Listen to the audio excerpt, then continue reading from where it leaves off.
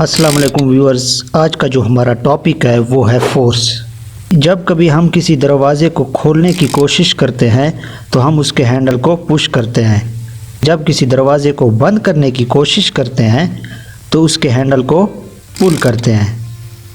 तो इसका मतलब ये है कि किसी बॉडी या ऑब्जेक्ट को मूव कराने के लिए हमें पुल या पुश की ज़रूरत होती है, और इस पुश और पुल को हम फोर्स का नाम देते हैं। और जिस डायरेक्शन में बॉडी पुश्ड या पुल्ड हो रही होती है उस डायरेक्शन को हम कहते हैं डायरेक्शन ऑफ फोर्स।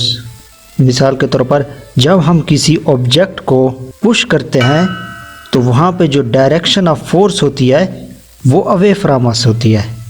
इसी तरह जब हम किसी ऑब्जेक्ट को पुल करते हैं तो वहाँ पे जो फोर्स की डायरेक्शन होती है वो टुवर्ड्स अस होती है, हमारी तरफ होती है। फोर्स जो है वो डेली लाइफ में एक इम्पॉर्टेंट रोल प्ले करती है। मिसाल के तौर पर पुशिंग हो गया, पुलिंग हो गया, लिफ्टिंग हो गया और प्रेसिंग हो गया। इसी तरह बहुत सारे एक्शंस में फोर्स इन्वॉल्व रहती है।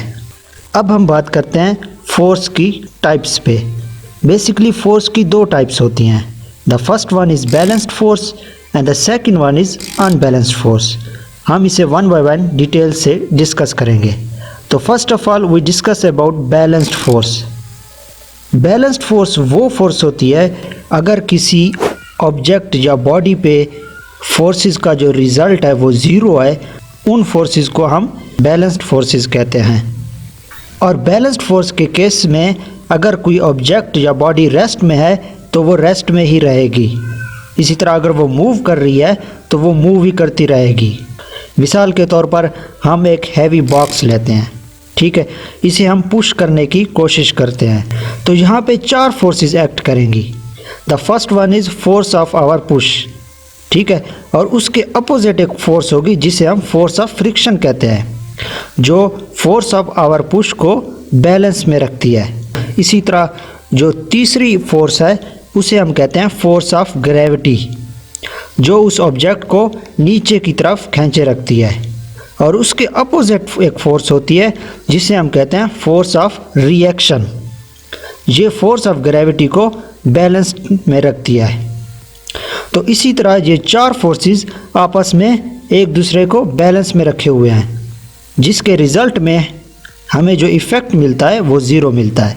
मतलब ये कि ऑब्जेक्ट अपनी जगह पे स्टिल रहता है, वो अपनी पोजीशन चेंज नहीं करता, क्योंकि चारों फोर्सेस ने आपस में एक दूसरे को बैलेंस्ड किया होता है।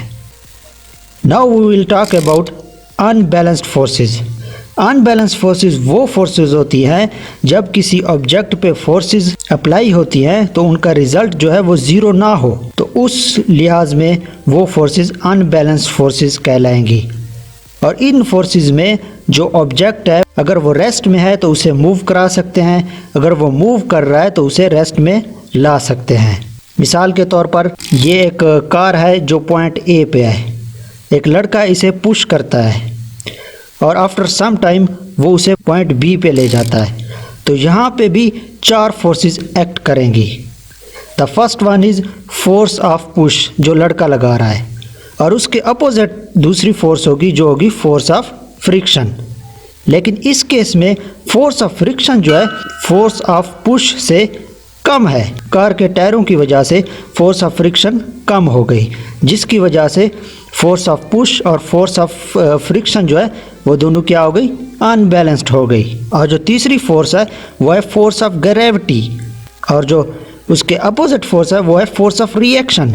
इन दोनों फोर्सेस ने आपस में एक दूसरे को बैलेंस किया हुआ है, लेकिन फोर्स ऑफ पुश जो है वो ज़्यादा है फोर्स ऑफ फ्रिक्शन से, तो जिसकी वजह से कार जो है वो पॉइंट ए से पॉइंट बी पे आ गई, उसने अपनी पोजीशन चेंज की due to unbalance of forces.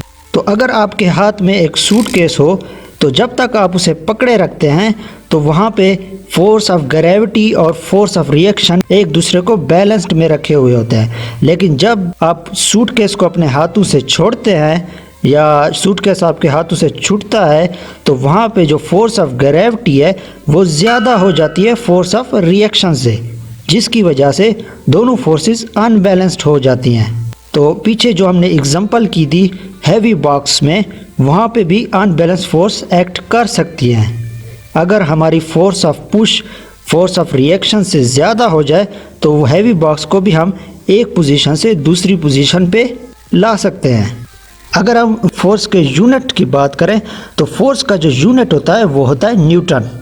और अगर इसकी फिज़िकल क्वांटिटीज़ की बात की जाए तो फोर्स एक वेक्टर क्वांटिटी है, क्योंकि फोर्स में डायरेक्शन का जिक्र है और जहाँ पे डायरेक्शन होती है उस क्वांटिटी को हम वेक्टर क्वांटिटी कहते हैं। और ये जो अनबैलेंस फोर्सेस हैं ये आगे बहुत यूज़ होने वाली हैं न्यूटन्स लॉ ऑफ मोशंस में। तो इंशाल्लाह नेक्स्ट टॉपिक में हम न्यूटन्स के लॉज को डिस्कस करेंगे। तब तक के लिए अल्लाह हाफिज़।